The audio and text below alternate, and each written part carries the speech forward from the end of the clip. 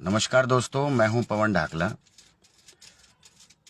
एक महत्वपूर्ण और ऐसी सूचना आप सभी के लिए जिसको सुनकर आप कहीं ना कहीं हैरान होंगे और आपको लगेगा कि ये क्या हुआ। आज एक बहुत बड़ी घटना हुई और इस घटना में रोड समाज के प्रधान, पिछले 10 सालों से प्रधान चौधरी नसीब सिंह कारसा जी ने तुरंत प्रभाव से समाज हित में इस्तीफा दे दिया है। आज की जो खबर है बहुत महत्वपूर्ण खबर है दोस्तों, आपके लिए, हमारे समाज के लिए, कि चौधरी नसीब सिंह कारसा जी ने तुरंत प्रभाव से इस्तीफा दे दिया है।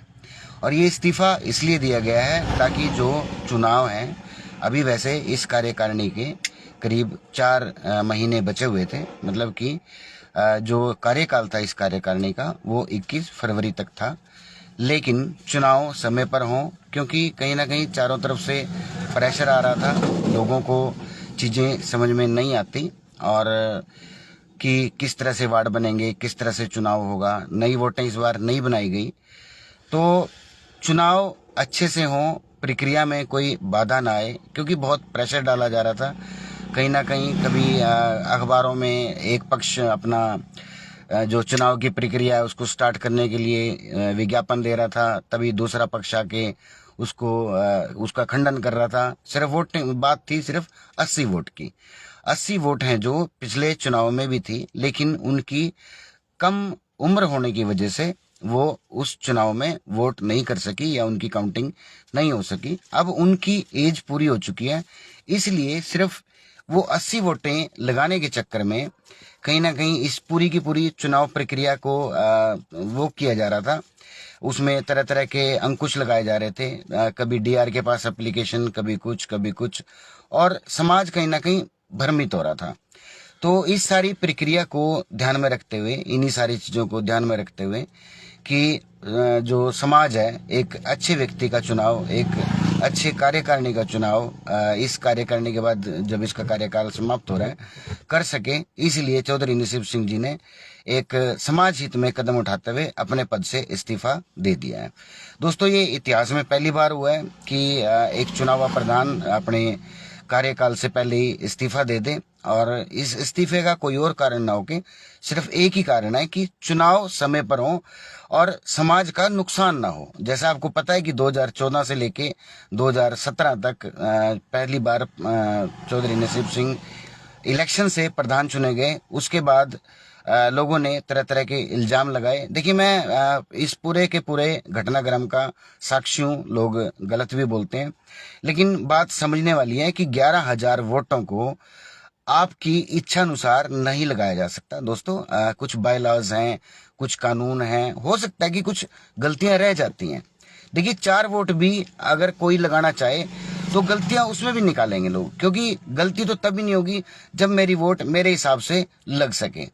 लेकिन जो हमारी प्रक्रिया है उसके हिसाब से 11,000 वोट थी करीब, जो भी है टोटल में उसको डिवाइड करते हैं तो 300 से हमें उसको डिवाइड करना होता है, क्योंकि हमारे 300 वार्ड हैं।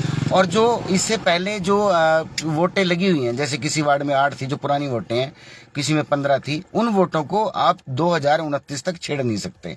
उसके बाद जो भी नई वोट बनती है वो क्रमानुसार, मान लीजिए कोई एक वार्ड है, उसमें मान लीजिए मैं प्रथम व्यक्ति हूं जिसकी वोट नंबर 1 है, और उसके बाद जो भी वोट बनती है मेरे वार्ड के अंदर, पहली प्राथमिकता है जो मुझे दी जाएगी, और जो भी मेरे संबंधी हैं, रिलेटिव हैं, जो भी मेरा कुनबा है, उनकी वोटें उस वार्ड के अंदर लगेंगी। उसके बाद जैसे वो कंप्लीट हो जाता है, उसके बाद हम प्रेफरेंस देते हैं अपने पड़ोस के गांव को, अपने पड़ोस के कस्बे को, अपने पड़ोस के जिले को, या उसके बाद पड़ोस के राज्य को। तो ये सारे के सारे कानून लगाने के बाद भी, क्योंकि कहीं ना कहीं जो करनाल क्षेत्र है उसकी वोटें बहुत ज्यादा बनी हुई थी, और जो कुरुक्षेत्र है या उत्तर प्रदेश है या पानीपत है, पौंडरी की फिर भी ठीक थी, तो इन एरियाज की वोटें बहुत कम थी। तो ये स्वाभाविक था कि किसी एक गांव की वोटों को आप इधर से उधर लेके जाना जरूरी था, तभी कहीं ना कहीं वो एडजस्टमेंट हो सकती थी। अब जैसा कि ये चुनाव होने थे, इस चुनाव के अंदर ये निश्चित था कि नई वोटें नहीं बनी, तो जो अप्रूव्ड हमारी वार्ड बंदी है पिछले बार वाली, उसी के ऊपर चुनाव होने थे। लेकिन कुछ लोगों को ये चीजें रास नहीं आई और समाज का नुकसान करने के लिए समाज, क्योंकि देखिए ऐसा नहीं होता कि बगैर प्रधान के कार्य नहीं चलते, लेकिन फिर भी बहुत सारी ऐसी चीजें हैं, सामाजिक चीजें हैं, राजनीतिक चीजें भी हैं, जिसके अंदर किसी ऐसे व्यक्ति का होना जरूरी है जो कि तुरंत प्रभाव से डिसीजन ले सके। अब देखिए मैं अपनी मेरी पर्सनल व्यक्तिगत राय है और ये किसी पर बाध्य नहीं होती, और मैं जहाँ तक जानता हूँ, जहाँ तक मैंने इन सारी चीज़ों को देखा है, एनालाइज किया है, मैं पिछले 8-10 साल से इनके सारे की सारी चीज़ों को कहीं ना कहीं एनालाइज कर रहा हूँ, देख रहा हूँ। तो प्रधान को इस बार काम नहीं करने दिया गया दोस्तों। उसके 36 कारण हो सकते हैं, मैं उन कारणों के बीच में नहीं जाना चाहता, लेकिन कहीं ना कहीं सब कुछ चाहते हुए भी, सब कुछ इच्छा शक्ति होते हुए भी, और जो काम हो सकते थे, जो प्रधान ने जो सोचे थे काम की मुझे ये करना है, मुझे वो करना है, वो काम नहीं होने दिए गए। और हर एक चीज में, जब वो कोई भी डिसीजन था, छोटे से छोटा और बड़े से बड़ा, उसके अंदर टांगे अड़ाई गई। कहीं ना कहीं जो ये पूरी की पूरी कमेटी थी, ये एक वो कमेटी ना होके जो समाज के उत्थान के लिए लोगों ने चुना, एक नौजवानों को लोगों ने चुना था, नए लोगों को समाज ने मौका दिया था, उस सारे के सिस्टम के ऊपर पानी फेर दिया गया। मतलब ये सारे के सारे लोग सिर्फ सीमेंट, ईंट और बजरी, रेता, मैनेजर, एम्प्लॉइज, इसी के बीच में उलझ के रह गए। और जो समाज को काम करना चाहिए था कि देखिए प्रधान का काम है समाज की उन्नति के लिए सोचना, समाज को अगले 20 साल में हम कहाँ पे ले जा सकते हैं उसके लिए प्लानिंग करना। एक बहुत अच्छा कार्य शुरू किया गया था जो महिलाओं की उत्थान के लिए था, चाहे वो दहेज प्रथा थी, चाहे कुछ भी था, कि महिलाओं का उत्थान हो, उसके लिए बहुत अच्छे प्रोग्राम किए गए, गांव दर गांव जाके मीटिंगें ली गई।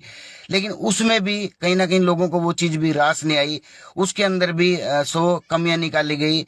और इसके बाद देखिए दोस्तों, लोगों ने बहुत कहा कि इस बार तो ये सभा राजनीतिक हो गया, इसकी ये तो कांग्रेसी हो गया, ये तो कांग्रेस ने इसको तो दफ्तर बना लिया गया। लोगों की जो चिढ़ थी, लोगों की जो खींच थी कि अपने आप तो खुद कुछ करना नहीं, ना कर सकते, ना करने की क्षमता है, ना करने का विजन है, ना करने की सोच है, और ना कदम उठा सकते हैं। सिर्फ कुछ लोग कानून की किताब को कांच में दबाए घूम रहे हैं कि ये कानून में लिखा, वो कानून में लिखा। तो ये कोई मुख्याध्यापक का पद नहीं है, ये कोई वकील का पद नहीं है, ये प्रधान का पद है। और ऐसा प्रधान जो 15 लाख लोगों को रिप्रेजेंट करता हो, जो 2 या 3 राज्यों में रहता हो, बहुत सारे ऐसे डिसीजन रहते हैं जो कहीं ना कहीं क्विक लेने पड़ते हैं। मैं ये नहीं कहता कि वो सारे डिसीजन सही होते हैं, लेकिन उनका तुरंत लिया जाना बहुत जरूरी है। और इस तरह के बहुत सारे डिसीजन लिए गए। अभी एक लेटेस्ट एग्जाम्पल की बात करते हैं, प्रगट सिंह को सम्मानित किया गया। बहुत एक छोटी बात थी कि मैं गवाह हूं इस चीज का, मैं साथ था, इसमें कुछ भी 1% झूठ नहीं है। और लोगों ने पता नहीं कितनी तरह की 36 बातें इसमें बनाई कि उस पे बैठे हुए थे हम, कहीं शाम की बात है, और हम लोग इकट्ठे थे, मैं था, अंशुल था, धर्मवीर था, प्रधान जी थे। हमने देखा जो एक नीरा मिट्टा माटा का एक चैनल है, टिप टॉप हरियाणा, उसके ऊपर प्रगट सिंह की खबर चल रही थी, और वो कहीं ना कहीं प्रगट सिंह के घर गई हुई थी। उसके बाद मिड्डा जो है, कमल मिड्डा, जो करनाल ब्रेकिंग न्यूज है, वो भी प्रगट सिंह के घर चले गए, और उन्होंने कहा कि ऐसे ऐसे मैं वहां पर जा रहा हूं।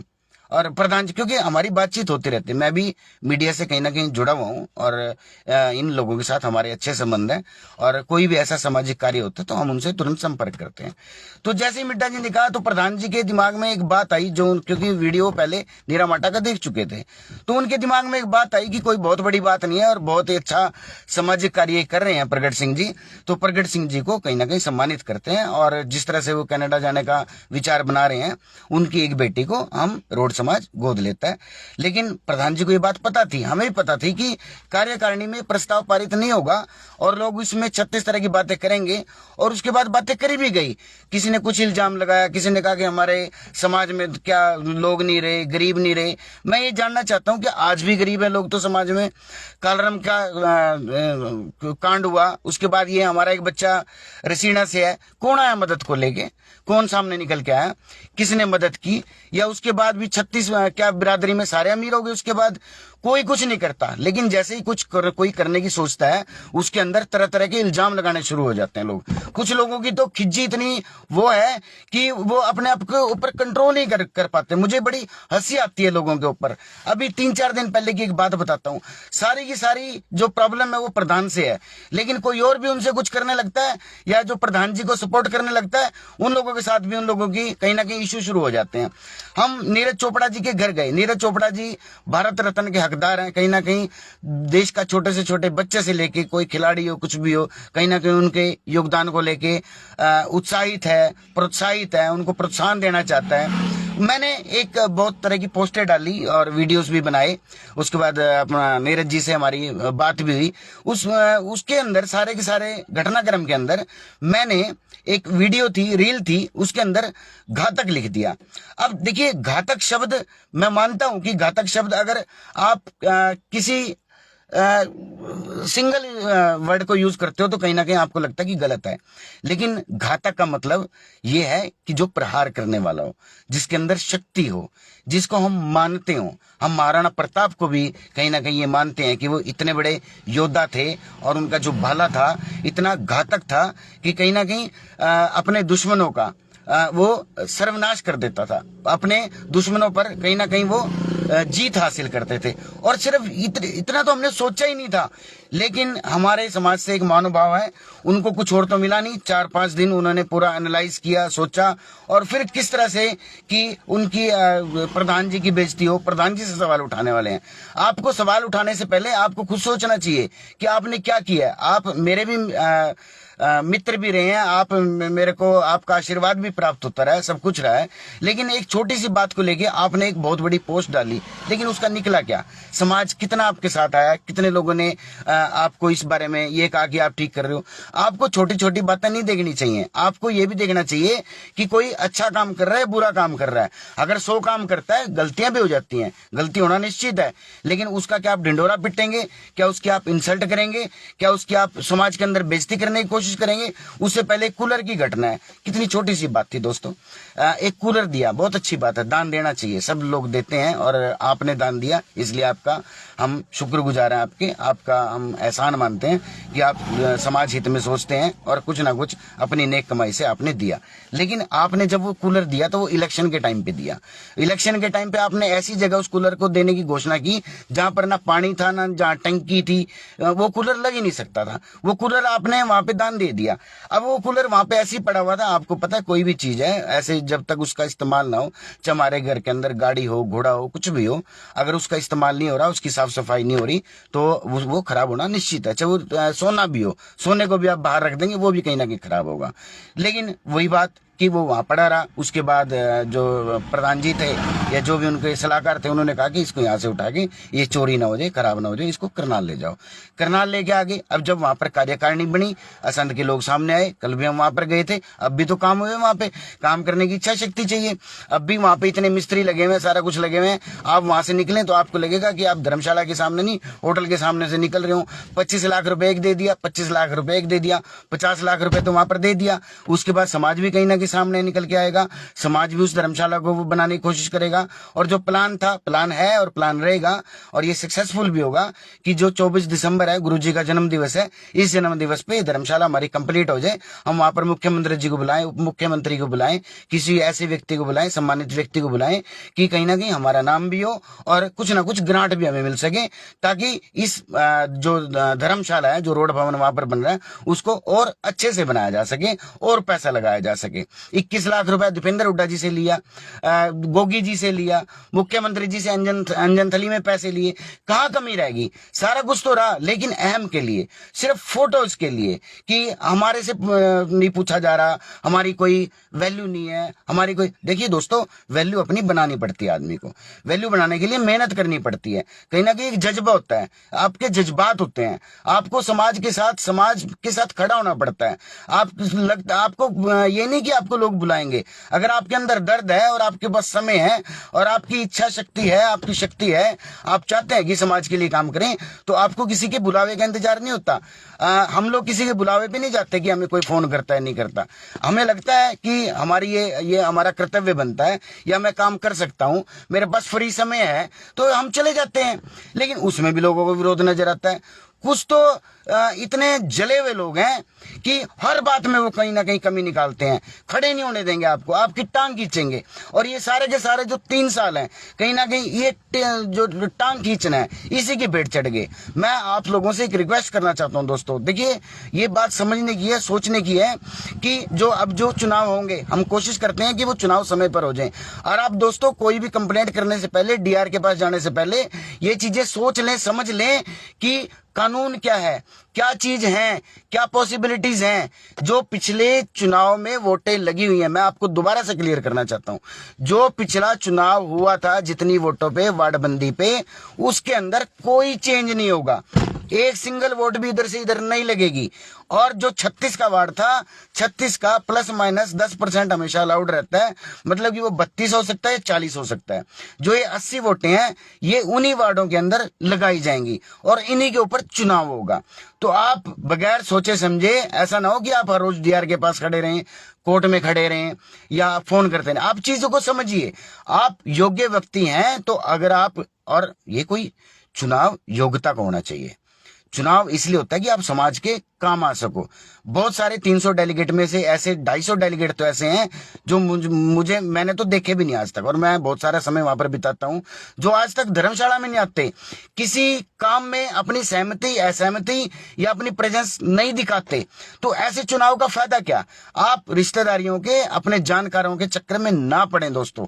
अच्छे योग्य व्यक्ति को, जो आपको चुनाव करना है, अपने वार्ड से स्टार्ट करना है, वो एक ऐसे व्यक्ति को लेके आए जिसके पास समय हो, जो समाज के बारे में कुछ सोचता हो, कर सकता हो, इच्छा शक्ति तो हो उसके अंदर। खाली डेलीगेट बनने से कोई बहुत बड़ी वो नहीं है ये कि बहुत बड़ा आपको पद मिल गया और आप समाज में फेमस हो जाओगे, नहीं। ये एक रिस्पॉन्सिबिलिटी का पद है।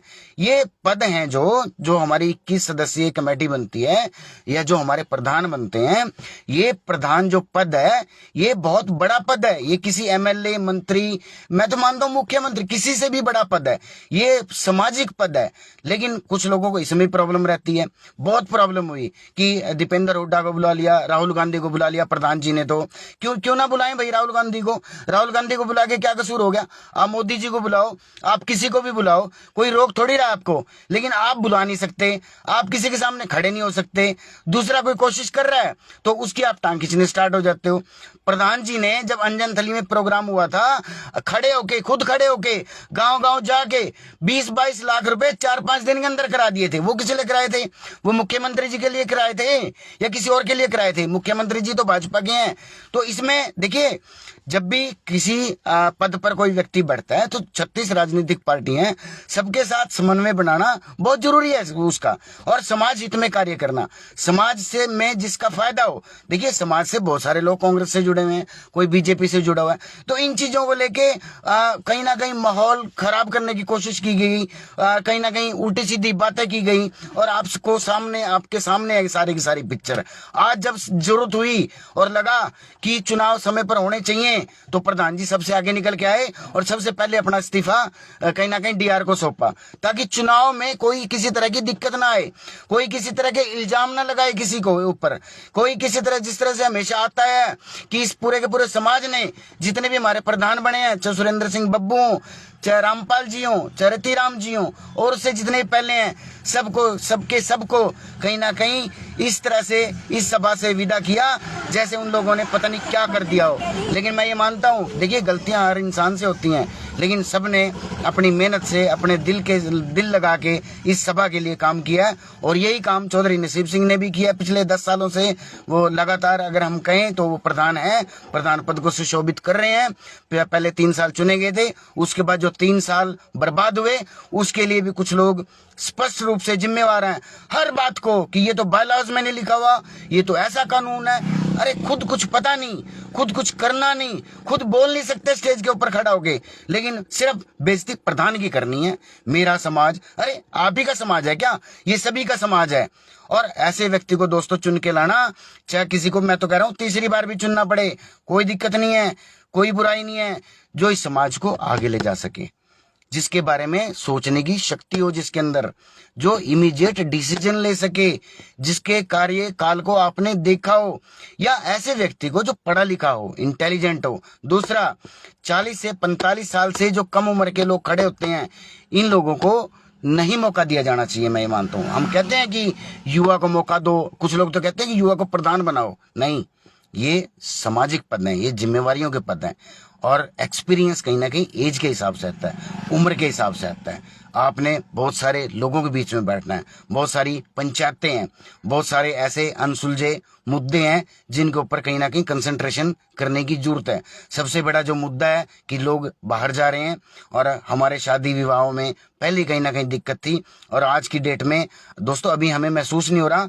अगले 2-4 साल के अंदर ये एक बहुत गंभीर समस्या आज भी है, लेकिन ये गंभीर समस्या आज शायद हमें दिखाई नहीं दे रही।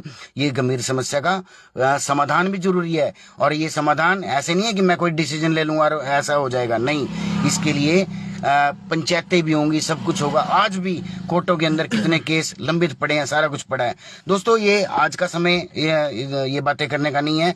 मैं आप सबसे यही आग्रह करना चाहता हूं कि आप एक ऐसे व्यक्ति को कहीं ना कहीं अब सपोर्ट करें जो समाज हित में सोचता हो, और ऐसे लोगों को इस सभा से भी दूर रखें जिन लोगों ने इस सभा की जो एक गरिमा है उसको गिराने का प्रयास किया हो अपने निजी स्वार्थों के लिए। मैं चौधरी नसीब सिंह को अपने दिल की गहराइयों से कहीं ना कहीं धन्यवाद देता हूं। मैं उनको सैल्यूट करता हूं कि उन्होंने आज फिर एक प्रूव किया, एक चीज, बहुत अच्छी चीज प्रूव की है, और उन्होंने दिखाया कि समाज से बड़ा कोई पद नहीं है, चाहे वो प्रधान का पद हो, चाहे एमएलए का पद हो। सिर्फ चिपके रहना और समाज हित में बात ना करना, कहीं ना कहीं इससे बुरा काम नहीं हो सकता। और यही सारी की सारी चीजें हर व्यक्ति को सोचना चाहिए, चाहे वो एमएलए हो, चाहे वो मंत्री हो, कि समाज हित में जो भी बलिदान देना पड़े और समाज का कहीं नुकसान ना हो, हर व्यक्ति कहीं ना कहीं तरक्की करे और समाज का नाम हो, इस विषय में कहीं ना कहीं सबको सोचना चाहिए। तो दोस्तों ये खबर बिल्कुल पक्की है कि चौधरी नसीब सिंह और उनके साथ साथ सारी कार्यकारिणी ने आज उनके बाद इस्तीफा दे दिया, और डीआर ने वो इस्तीफा एक्सेप्ट भी कर लिया है, और जल्दी चुनाव होंगे। इन चुनावों की आप अच्छे व्यक्तियों की तैयारी शुरू करें। आप अच्छे लोगों से जो भी चुनाव लड़ना चाहते हो, आप अपना जनसंपर्क बढ़ाएं। आप ये मत सोचें कि यहाँ तो वो बनेगा, इसके रिश्तेदारों की वोटें यहाँ पर ज्यादा हैं, इसके कुनबे की वोटें ज्यादा हैं। नहीं, आपको बदलनी होंगी, स्थितियां आपको बदलनी होंगी, सिचुएशन आपको बदलनी होगी, लोगों को आपको समझाना होगा, ताकि जो ये समय कुछ लोगों की वजह से पिछले 3 साल, इनको मैं खराब नहीं कहता, आपको लगता है कि खराब हुए हैं, बहुत अच्छा कार्यकाल रहा अगर ये देखें तो समाज के लिए। बहुत सारे ऐसे प्रयास किए गए जो प्रयास सफल भी हुए, जिनको मैं कभी और आपको लिख के बताऊंगा, एक एक चीज बताऊंगा आपको, ताकि आपको किसी गलतफहमी में न रहना पड़े। दूसरे समाजों में हमारा नाम हुआ। जो प्रगट सिंह का जो केस था वो कोई छोटा मोटा केस नहीं था, कि वो एक केस नहीं था, वो एक रेवोल्यूशन था। वो एक रेवोल्यूशन था कि हमारा जो समाज है वो कैपेबल है किसी भी व्यक्ति की मदद के लिए जो समाज हित में कार्य कर रहा हो, चाहे वो किसी धर्म से हो, किसी जात से हो। और बहुत सारे ऐसे काम हुए रोड एम्प्लॉय एसोसिएशन के साथ, खिलाड़ियों को, हमारे जो समाज के लोग हैं उनको सम्मानित किया गया। और दोस्तों मुझे याद नहीं आ रहा, हर एक लहमे को कहीं ना कहीं सेलिब्रेट किया गया। हर एक चीज को जो खुशी मनाने वाली थी उसकी खुशियां मनाई गई, उसमें सब लोगों को इन्वॉल्व किया गया। सब लोगों की खुशियों में कहीं ना कहीं सब लोग नाचे भी, झूमे भी, और किसी के दुख दर्द में भी हमेशा की तरह लोग शामिल हुए। तो इस महासभा के जो कार्यकाल को आप कितने नंबर देते हैं, इस बारे में आप क्या सोचते हैं? नया प्रधान किस तरह से होना चाहिए, और कौन दोबारा से प्रधान बनना चाहिए? क्या कोई इस तरह की अगर बायलॉज के अंदर बात लिखी हुई है कि 2 बार से ऊपर कोई प्रधान नहीं बन सकता, क्या वो चीज़ सही है? क्या वो चीज़ बदली जानी चाहिए? क्या प्रारूप हो? क्या आप सोचते हैं? इसके आपके कमेंट के, आपके फोन के इंतजार में हमेशा की तरह आपका दोस्त पवन ढाकला। नमस्कार दोस्तों, ओम तत्सत। और इस बारे में आप प्रधान जी से बात करना चाहें तो आप उनके मोबाइल नंबर पर बात कर सकते हैं और अधिक जानकारी आपको वो दे सकते हैं। ये जो कार्यकारिणी के और सदस्य हैं वो आपको दे सकते हैं। हम इन सभी कार्यकारिणी के सदस्यों को आज कहीं ना कहीं एक धन्यवाद का दिन बनता है। जो भी हुआ, अच्छा हुआ बुरा हुआ, लेकिन अंत भला तो सब कुछ भला। और मैं सबको बधाई देता हूं कि ये 3 साल, 2.5-3 साल जिन्होंने अपने समय निकाला, समाज के लिए समय दिया, इन सब लोगों को भगवान तरक्की दे। और जो इन्होंने समाज के लिए करने की सोची, ये हो पाया या नहीं हो पाया वो एक अलग बात है, लेकिन अब लोगों को सचेत होना चाहिए और जो अगली कार्यकारिणी बनेगी उसको भी सचेत होना चाहिए। लेकिन प्राथमिकता आपको है और आपको ही कहीं ना कहीं ये चीजें सुधारनी है। और ये सुधारने के लिए आपको कहीं ना आगे खड़ा होना होगा और जिस व्यक्ति ने गलत किया है इस 3 सालों में उसका आपको खुल के विरोध करना होगा। और ऐसा विरोध करना चाहिए ताकि आगे से कोई इस तरह की गलती करने की, हिम्मत करने की ना सोचे। नमस्कार।